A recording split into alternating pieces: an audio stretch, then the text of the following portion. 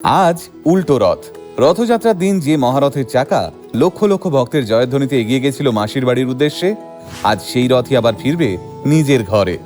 7 দিন মাসির বাড়ি গুন্ডিচা মন্দিরে নিজের ভাই বোনের সঙ্গে আনন্দ করে প্রভু জগন্নাথ, প্রভু বলভদ্র এবং দেবী সুভদ্রা আবারও যাত্রা শুরু করবেন শ্রীমন্দিরের পথে। এই দিনটাকেই উল্টো রথ বা বাহুদা যাত্রাও বলা হয়।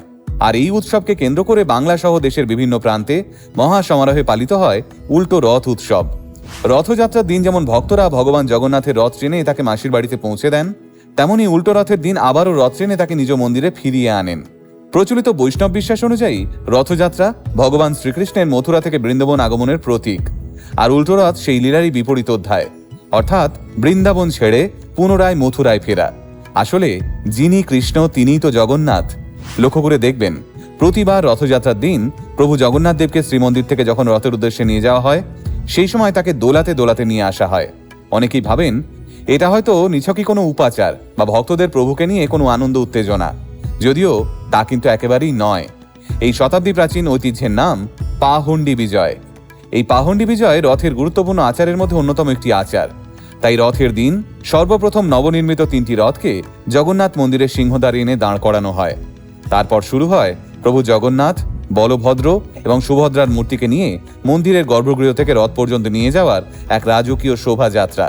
সর্বপ্রথম দাদা বলরামকে রথে তোলা হয়, এরপর কোলে করে নিয়ে এসে বসানো হয় সুদর্শন এবং সুভদ্রাকে, আর সব শেষে রথের উদ্দেশ্যে বেরোন প্রভু জগন্নাথ দেব। এই সময় শুরু হয় রথযাত্রার অন্যতম আকর্ষণীয় পর্ব পাহণ্ডি বিজয়। সেবায়েতরা প্রভুকে তাদের কাঁধে তুলে বিশেষ ভঙ্গিতে দোলাতে দোলাতে রথের দিকে নিয়ে যান।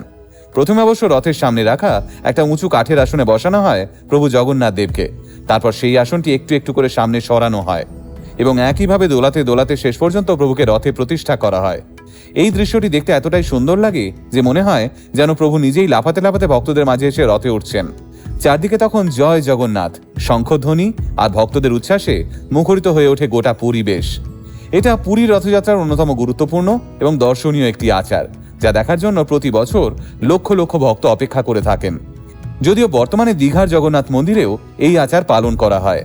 পুরীর জগন্নাথ ধাম এতটাই জাগ্রত যে স্থান আজও সহস্র রহস্যে মোড়া, যে রহস্য উন্মোচন আজও পর্যন্ত কারো দ্বারা সম্ভব হয়নি। তাই আজও পুরীর জগন্নাথ মন্দিরে কখনো কোনো ছায়া পড়তে দেখেনি মানুষ। যদিও কিছু বৈজ্ঞানিক ব্যাখ্যা অনুসারে মন্দিরের চূড়ার ছায়া ভবনের গায়ে পড়লেও মাটিতে আজ অবধি মন্দিরের কোনো ছায়া পড়তে দেখেনি কেউ। এছাড়া আজ অবধি মন্দিরের ওপর দিয়ে কোনো পাখিকে উড়ে যেতে দেখেনি কেউ। তবে শুধু পাখি নয়, কোনো বিমানও উড়ে যায়নি মন্দিরের ওপর দিয়ে। এই নিয়ে এখন অবধি সঠিক কোনো ব্যাখ্যা খুঁজে দিতে পারেনি কেউ। এছাড়া জগন্নাথ মন্দিরের উপরে যে ধ্বজাটি রয়েছে সেটি বাতাসের উল্টো দিকে ওড়ে। এবং সবচেয়ে উল্লেখযোগ্য বিষয়, আজ অবধি পুরীর মন্দিরে প্রভু জগন্নাথ দেবের কোনো ভক্ত অভুক্ত থাকেনি। তাই রথযাত্রা আমাদের শেখায় ঈশ্বর শুধুমাত্র মন্দিরের 4 দেওয়ালের মধ্যেই সীমাবদ্ধ নন, তিনি নিজেই ভক্তদের কাছে আসেন, তাদের সুখ দুঃখের সঙ্গী হন।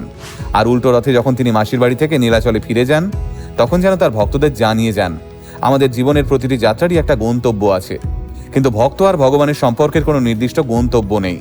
তাই আজ উল্টো রথের দিনে প্রভু জগন্নাথের চাকা থেমে গেলেও থেমে থাকে না ভক্তি এবং বিশ্বাসের পথ চলা। বছরের পর বছর, যুগের পর যুগ এই ঐতিহ্যই আমাদের মনে করিয়ে দেয়, যেখানে ভক্তি আছে সেখানেই বিরাজ করেন প্রভু জগন্নাথ দেব। আর সেই অটুট বিশ্বাসকেই সঙ্গী করে আমরা অপেক্ষা করি আগামী রথযাত্রার। ততদিন পর্যন্ত প্রভুর আশীর্বাদে ভরে উঠুক সকলের জীবন। জয় জগন্নাথ।